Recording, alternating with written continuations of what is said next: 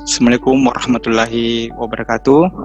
Alhamdulillah rabbil alamin, wassalatu wassalamu ala asrofil anbiya wal mursalin Sayyidina Muhammadin wa ala alihi washabihi ajmain. Puji syukur mari kita panjatkan kehadirat Allah Subhanahu wa taala atas berkat rahmat dan hidayahnya sehingga kita diberi kesempatan dan kesehatan untuk mengikuti acara dari kampus Amil Ulama Kulon Pro Sopeng ngabuburit online. Untuk memanfaatkan waktu, langsung saja saya persilakan kepada pemateri Bapak Al-Ustaz Haji Sukardingka SPD MSI dengan tema hari ini keutamaan Lailatul Qadar. Dengan waktu dan tempat saya persilahkan.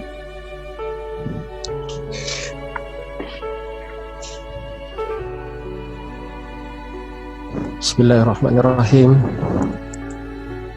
Assalamualaikum warahmatullahi wabarakatuh.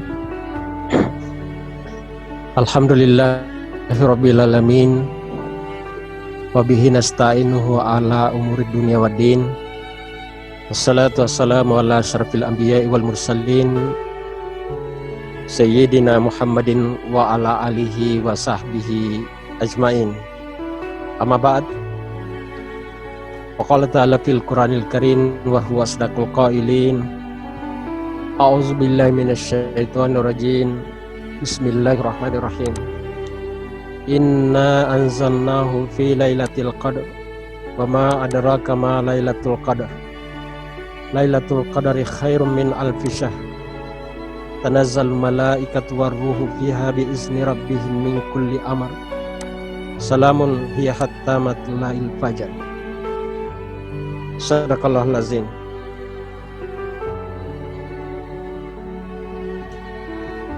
Kaum muslimin muslimat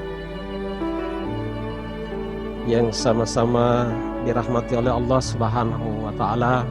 Alhamdulillah waskurillah, kita kembali mengucapkan puji dan syukur kehadirat Allah Subhanahu wa taala karena di bulan suci Ramadan kali ini untuk tahun 1441 Hijriah kita melakukan ibadah di rumah saja sehingga kita bisa mengembangkan media dakwah ini dengan melalui program Zone yang sekarang ini kita pergunakan bersama.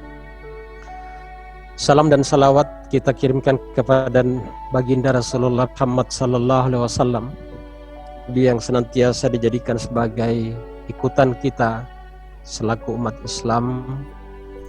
Mudah-mudahan nanti di akhirat kita mendapatkan syafaat dari beliau sehingga kita selamat nanti di akhirat insyaallah. Amin ya rabbal alamin.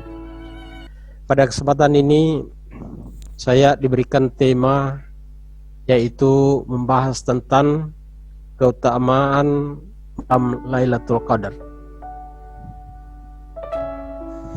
Pada kesempatan ini yang kita akan bahas adalah pertama pengertian malam Lailatul Qadar. Yang kedua, kapan Lailatul Qadar itu turun. Yang ketiga adalah bagaimana tanda-tanda bila mana malam Lailatul Qadar itu. Serta yang keempat adalah hal-hal apa saja yang perlu dilakukan untuk mencari malam Lailatul Qadar itu. Baik, yang pertama kita akan membahas tentang pengertian Lailatul Qadar. Di dalam Al-Qur'anul Karim Allah Subhanahu wa taala berfirman seperti yang saya bacakan tadi, Inna anzalnahu fi lailatul qadar. Sesungguhnya kami telah menurunkan Al-Qur'an pada malam Lailatul Qadar. Wa ma adraka ma Lailatul Qadar. Tahukah kamu malam kemuliaan itu? Lailatul Qadari khairum min alfi syahr. Malam Qadar itu lebih baik daripada 1000 bulan. Tanazzal malaikatu warruhu fiha biizni rabbihim min kulli amr. Pada malam itu turun para malaikat dan roh malaikat Jibril dengan izin Tuhannya untuk mengatur semua urusan. Salamun hiya hatta matlail fajar. Selamatlah malam itu hingga terbit fajar. Dari ayat ini menjelaskan kepada kita tentang malam Lailatul Qadar itu sendiri. Dalam satu surah tersendiri dibahas tentang Lailatul Qadar ini, betapa pentingnya tentang Lailatul Qadar itu. Pengertian Lailatul Qadar. Qadar itu memiliki 3 makna, 3 arti. Yang pertama adalah Qadar bisa memiliki arti malam kemuliaan.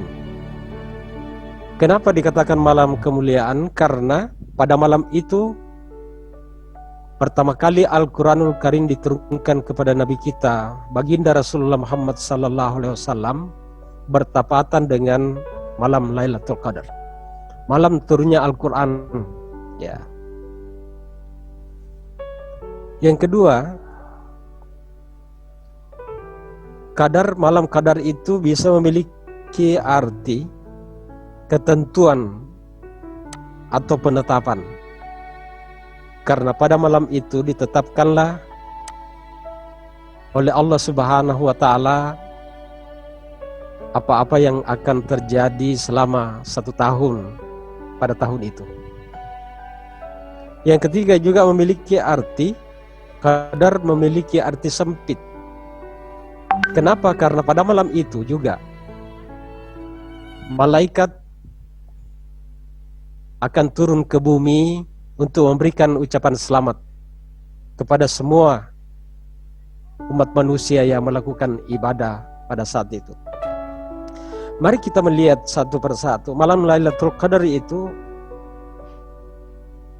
lebih mulia daripada 1000 bulan. Lailatul Qadari khairum min alfi syahr. Malam yang mulia,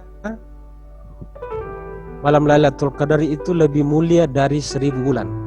Artinya bahwa orang yang melakukan ibadah pada malam hari itu yang bertepatan dengan turunnya malam Lailatul Qadari, maka dia akan mendapatkan pahala sama bahkan lebih mulia dari 1000 bulan.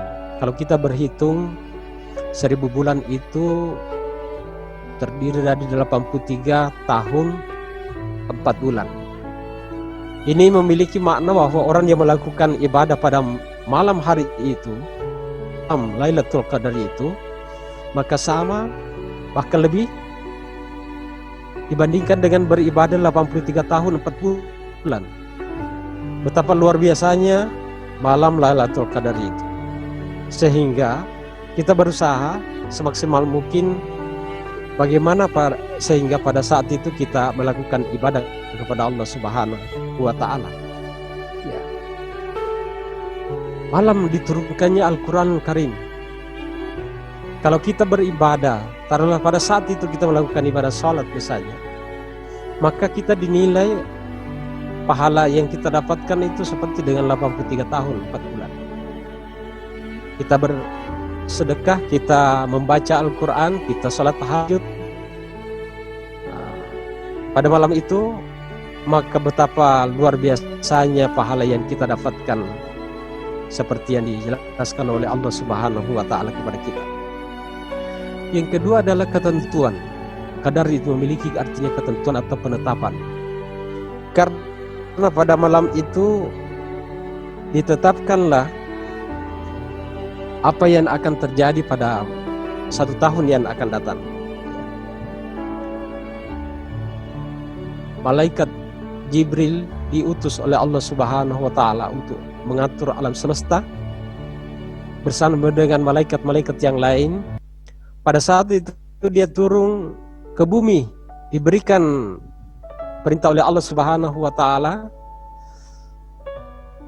ketetapan-ketetapan yang telah ditentukan oleh Allah Subhanahu wa taala yang akan terjadi di tahun itu, seperti misalnya ajal, rezeki, musim dingin dan musim panas, bahkan termasuk penyakit misalnya, virus yang terjadi sekarang ini, itu sudah ditetapkan oleh Allah Subhanahu wa taala pada saat malam Lailatul Qadar yang lalu,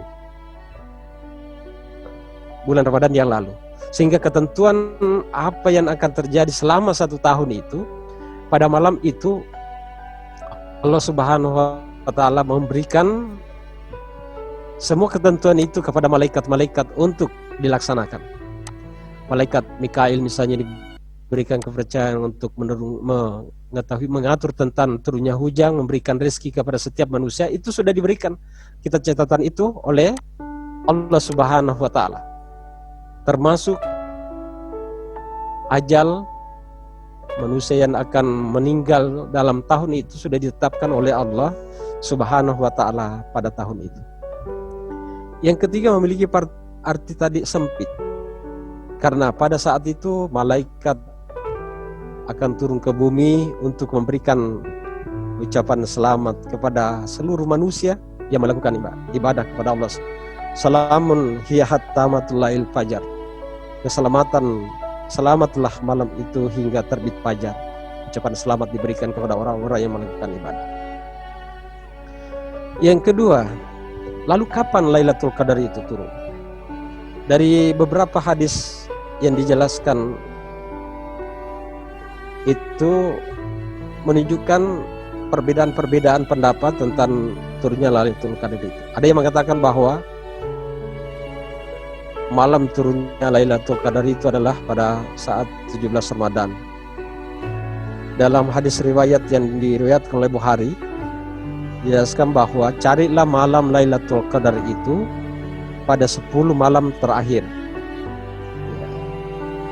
10 malam terakhir, artinya mulai dari malam ke-21 sampai terakhir.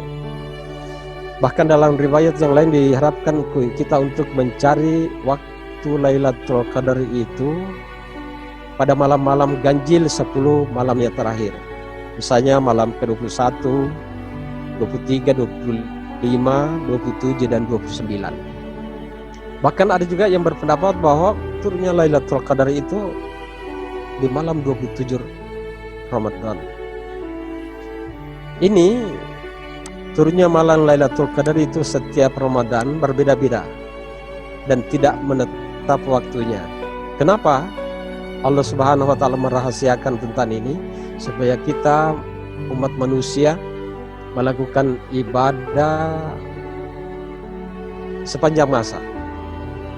Tidak ditentukan waktunya supaya kita tetap berhati-hati beberapa malam itu untuk mencari malam Lailatul Qadar. Karena kalau Allah menentukan itu, pasti manusia berusaha nanti malam itu saya melakukan ibadah, salat tahajud. Nanti malam itu saya melakukan misalnya tadarus Al-Quran, padahal tidak seperti itu yang dikehendaki. Sehingga dirahasiakan waktunya supaya kita selalu melakukan ibadah-ibadah, amalan-amalan pada saat-saat turunnya Lailatul Qadar itu. Selanjutnya, bagaimana tanda-tanda turunnya malam Lailatul Qadar itu? Diceritakan bahwa tanda-tanda pada malam itu, apabila turun malam Lailatul Qadar, maka udara dan angin terasa tenang, tidak panas dan tidak dingin. Udara pada saat itu, angin sepertinya hanya bertiup sepui-sepui basah, tidak kencang dan tidak terlalu lambat. Terasa pada saat itu ada kesejukan pada malam hari itu. Dan biasa memang kita merasakan itu di saat-saat terakhir bulan suci Ramadan. Kadang kita melakukan ibadah pada saat itu tenang, angin tidak bertiup kencang, udara pun tidak panas, tetapi sejuk terasa. Kita melakukan ibadah seakan-akan nikmat sekali kita melakukannya. Itu tanda-tanda bahwa pada saat itu akan turun Lailatul Qadar. Bahkan pada pagi hari matahari bersinar lemah dan nampak kemerah-merahan, jernih sekali. Tidak hujan dan tidak gelap. Pada pagi hari matahari akan bersinar dengan terang dan sejuk di pagi hari. Tidak hujan, tidak diselimuti oleh awan pada saat pagi hari. Matahari akan bersinar dengan terangnya seketika muncul di ufuk timur di pagi hari. Yang ketiga adalah manusia merasa ada ketenangan, kelezatan dalam beribadah yang dijumpai pada malam-malam lainnya. Itu tanda kita merasakan suatu kenikmatan pada saat malam itu karena suasananya tenang, maka kita melakukan ibadah dengan sejuk, dengan rasa nyaman sekali, nikmat sekali kita melakukan ibadah. Itu menandakan bahwa pada malam itu turun Lailatul Qadar. Selanjutnya, hal-hal apa saja yang perlu dilakukan untuk mencari waktu-waktu Lailatul Qadar? Yang pertama adalah kita diharapkannya iktikaf. Kalau yang biasanya iktikaf itu artinya menetap di masjid selama 10 malam terakhir. Kita hanya keluar mengambil air wudhu, baru masuk lagi melakukan tadarus Al-Quran, kemudian kita berzikir, kemudian kita berdoa, membaca Al-Quran. Itu yang dilakukan orang pada saat iktikaf, selalu berzikir kepada Allah Subhanahu wa Ta'ala. Tetapi karena sekarang ini tidak bisa melakukan iktikaf di masjid, maka ada sebagian ulama memberikan penjelasan. Tadi saya buka, ternyata juga iktikaf itu bisa dilakukan di rumah saja dengan cara seperti halnya pada saat kita iktikaf di masjid, selalu kita berwudu, kemudian selalu kita melakukan zikir, selalu membaca Al-Quran, kita melakukan ibadah-ibadah yang lainnya pada saat itu. Yang kedua yang bisa kita lakukan adalah tingkatkan ibadah. Di akhir 10 malam terakhir bulan suci Ramadan ini, kita diharapkan untuk meningkatkan ibadah kita, mempermantap salat-salat kita, salat-salat wajib diperbaiki, salat sunnah senantiasa kita melakukannya, salat tarawih misalnya, witir, salat tahajud, salat sunat taubat misalnya, memperbanyak di akhir-akhir bulan suci Ramadan ini. Di samping itu kita menantikan saat-saat turunnya Lailatul Qadar, sehingga kita berusaha untuk memperbanyak ibadah. Selanjutnya kita memperbanyak istighfar kepada Allah Subhanahu wa Ta'ala, memohon ampunan Allah Subhanahu wa Ta'ala. Apalagi pada saat-saat turunnya Lailatul Qadar, kita bermohon kepada Allah supaya dosa-dosa yang pernah kita lakukan ini dapat diampuni oleh Allah Subhanahu wa Ta'ala. Maka kalau bertepatan dengan turunnya Lailatul Qadar itu, maka dengan mudah Allah Subhanahu wa Ta'ala akan memberikan ampunan terhadap dosa kita. Jadi kesempatan untuk memperbanyak bertaubat, beristighfar kepada Allah Subhanahu wa Ta'ala. Selanjutnya kita diharapkan untuk memperbanyak bersedekah. Di 10 hari terakhir bulan suci Ramadan ini kita diharapkan untuk memperbanyak sedekah, memperbanyak impak kita, memberikan santunan kepada sesama manusia, memberikan bantuan kepada sesama. Terutama pada saat ini kita melihat bahwa banyak di kalangan keluarga kita yang tidak punya pekerjaan karena di PHK dari perusahaan, karena perusahaan tidak mampu lagi memberikan gaji, karena tidak ada lagi pembeli yang datang, ditutup tokonya, maka membuat banyak banyak di kalangan mereka yang kehilangan pekerjaan, tentunya kehilangan juga pendapatan. Banyak keluarga kita yang usahanya tidak bisa berjalan normal pada saat-saat sekarang ini. Maka kita harus memperbanyak bersedekah. Kemudian kita berdoa kepada Allah Subhanahu wa taala. Kita berusaha untuk memperbanyak doa kita kepada Allah, terutama di saat virus corona ini masih melanda negara kita dan seluruh dunia, termasuk di daerah kita ini. Maka kesempatan untuk kita bermunajat kepada Allah Subhanahu wa taala. Biasa saya berpikir bahwa seandainya seluruh umat Islam, taruhlah dari diskop kecil saja, Indonesia saja, sekian juta umat Islam di Indonesia ini, andaikan ada satu waktu yang bisa dipergunakan supaya kita semuanya sama-sama, kita semuanya sama-sama berzikir dan semuanya kita sama-sama berdoa kepada Allah Subhanahu wa taala, kita menengadahkan tangan kita kepada Allah Subhanahu wa taala bersamaan, serentak kita melakukan zikir dan doa bersama. Sama-sama kita bermohon supaya wabah virus corona ini bisa hilang, diangkat oleh Allah. Maka insya Allah Allah Subhanahu wa taala akan membukakan jalan keluar, akan memberikan kemudahan mengangkat penyakit ini dari peredaran. Kalau Allah Subhanahu wa taala yang menghendaki sebenarnya bahwa Dia akan mengangkat ini, maka seketika itu Allah Subhanahu wa taala bisa mengangkat. Dia yang menciptakan virus itu, Dia yang mengatur alam semesta. Dia juga yang bisa mendengarkan doa permohonan hambanya.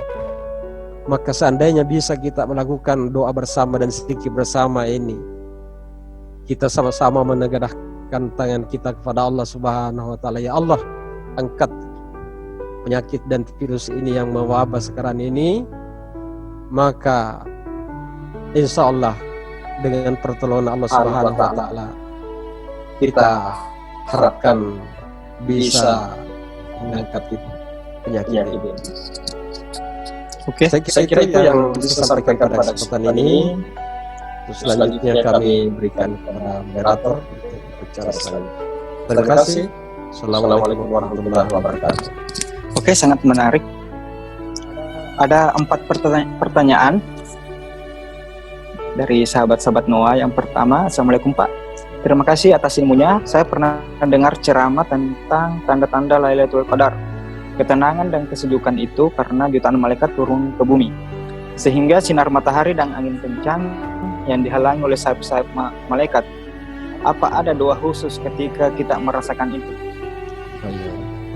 Terima kasih, bagus sekali pertanyaan dari Ananda semuanya tentang tanda-tanda Lailatul Qadar itu, bahwa pada saat itu kita merasakan kesedihan karena malaikat turun ke bumi. Benar itu.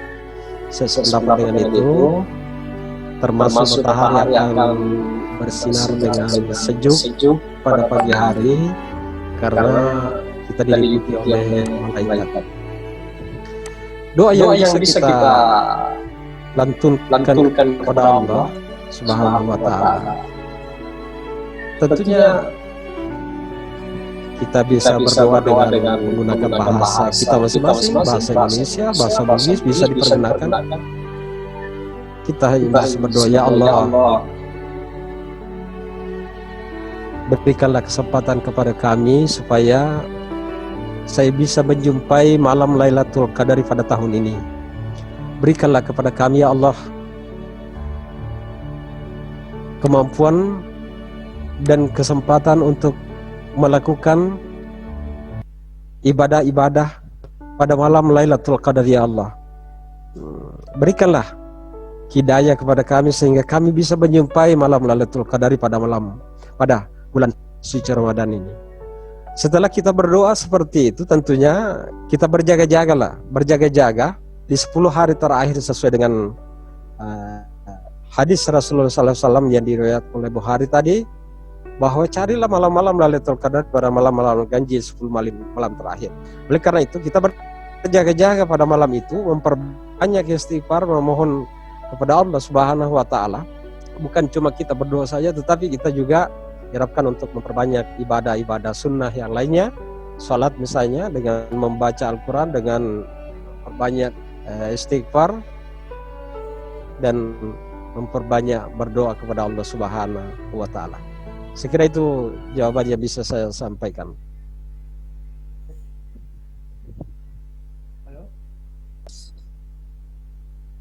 Ya, pertanyaan kedua tentang iktikaf di masa pandemik ini, bagaimana yang harus dilakukan? Kemudian apakah kita tidak tidur atau tidak bisa, atau tetap bisa, cuma ibadahnya saja yang diperbanyak? Makasih Pak. Oh iya, oke, terima kasih.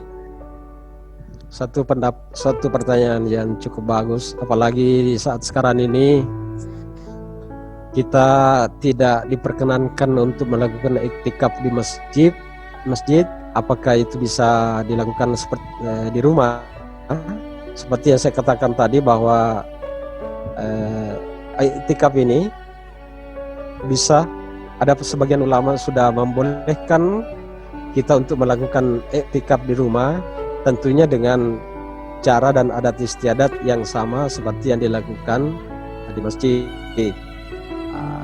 Kalau yang dilakukan di masjid dulu itu kita diharapkan tetap tinggal di dalam, kita makan di dalam di masjid, nanti kita keluar kalau ada keperluan yang sangat mendadak dan mengambil air wudhu. Maka untuk melakukan iktikaf di rumah, maka seharusnya kita lakukan juga seperti itu. Kita memperbanyak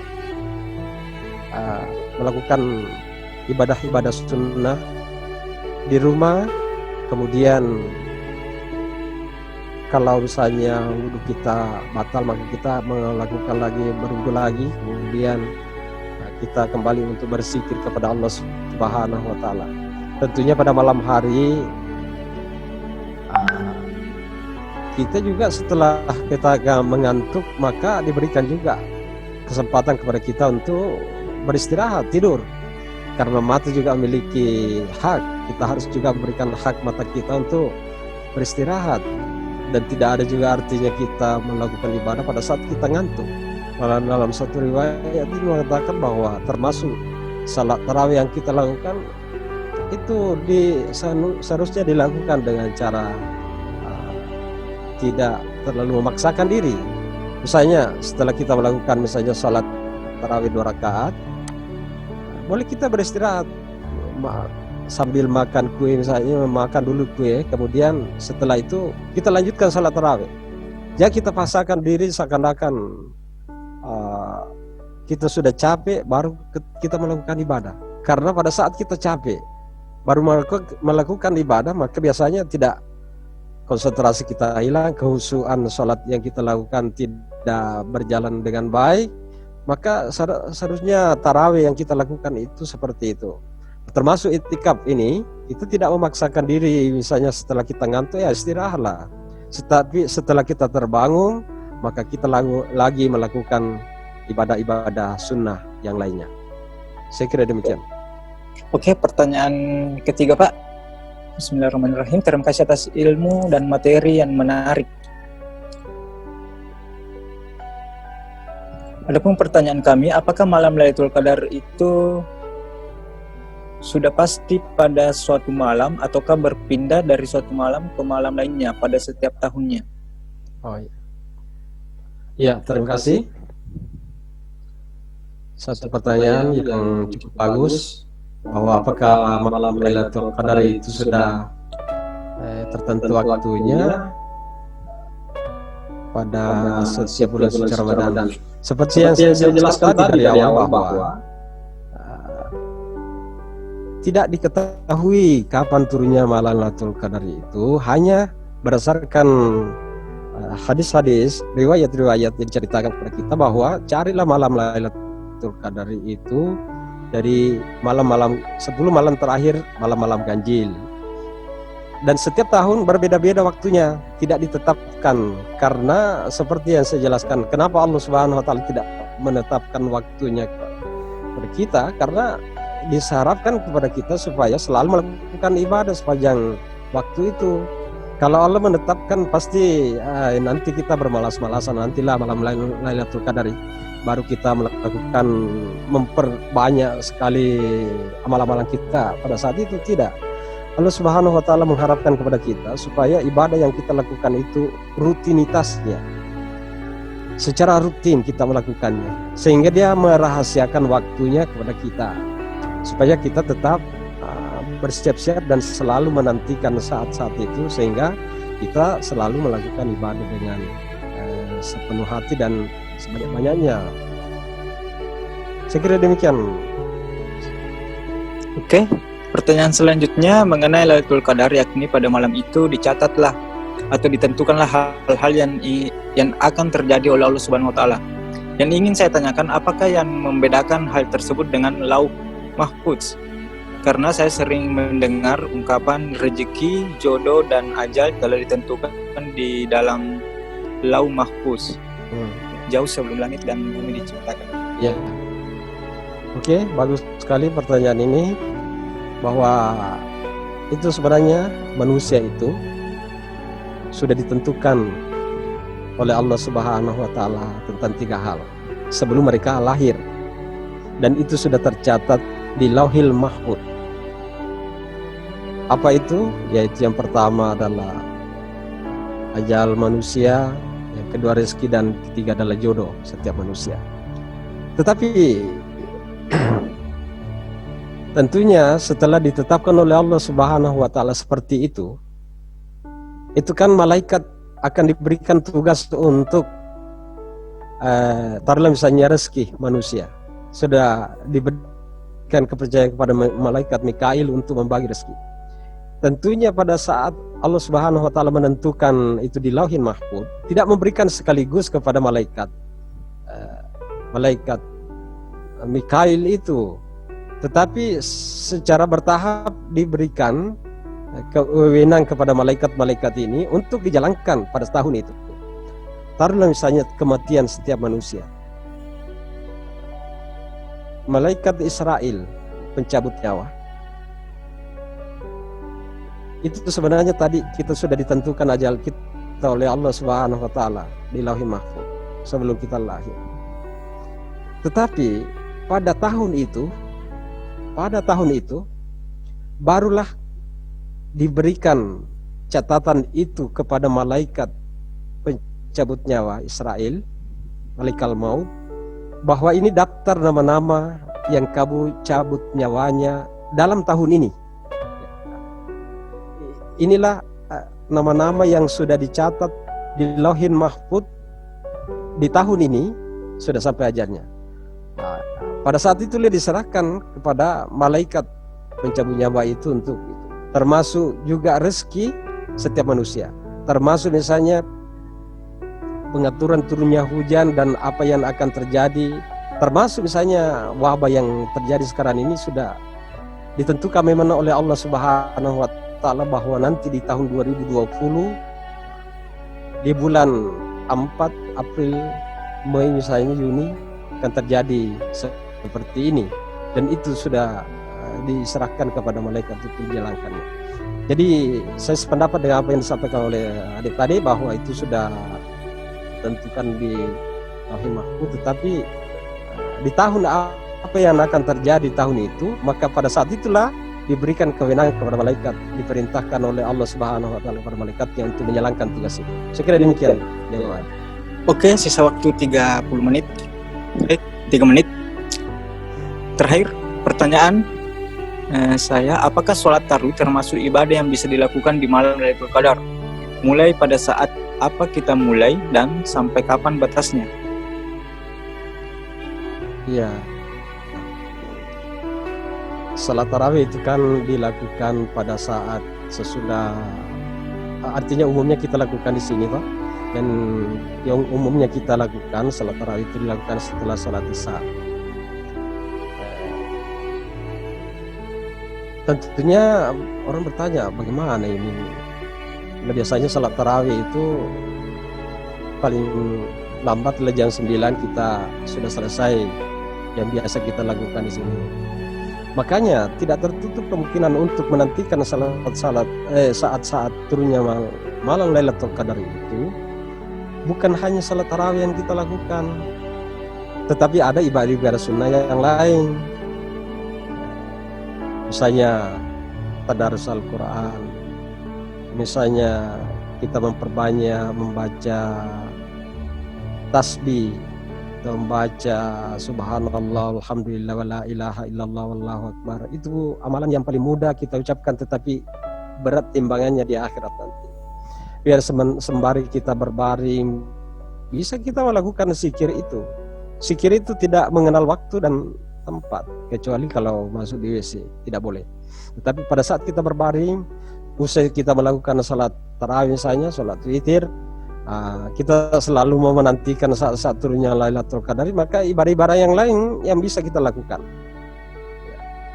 Bukan berarti bahwa kalau begitu ditambah lagi salat tarawih kita supaya kita tidak. Tetapi ibadah yang lain bisa kita lakukan.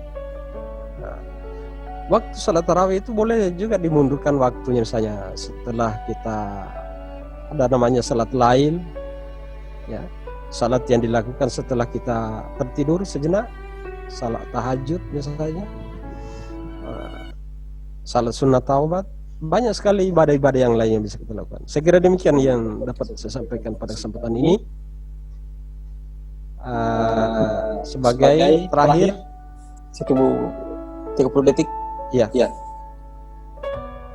Bahwa pada saat ini mari kita memperbanyak untuk beribadah kepada Allah Subhanahu wa taala. Sekarang ini kita sudah berada pada hari ke-20 bulan suci Ramadan. Tentunya kita menantikan saat-saat turunnya Lailatul Qadari 10 hari yang terakhir ini. Oleh karena itu mari kita memperbanyak istighfar, memperbanyak doa. Mudah-mudahan Allah Subhanahu wa taala bisa mengangkat wabah penyakit yang melanda yang sekarang ini, sehingga banyak sekali ibadah-ibadah yang sebenarnya harus kita lakukan tidak bisa terlaksana karena kita dibatasi oleh ruang gerak kita. Saya kira demikian. Mudah-mudahan Allah Subhanahu wa taala memberikan keselamatan kepada kita semuanya. Amin. Selamat kepada selama. Wassalamualaikum warahmatullahi wabarakatuh. Ya, wassalamualaikum warahmatullahi wabarakatuh. Terima kasih untuk sahabat-sahabat semua. Jika ada pertanyaan bisa lanjut di grup WA. Wassalam. Waktu itu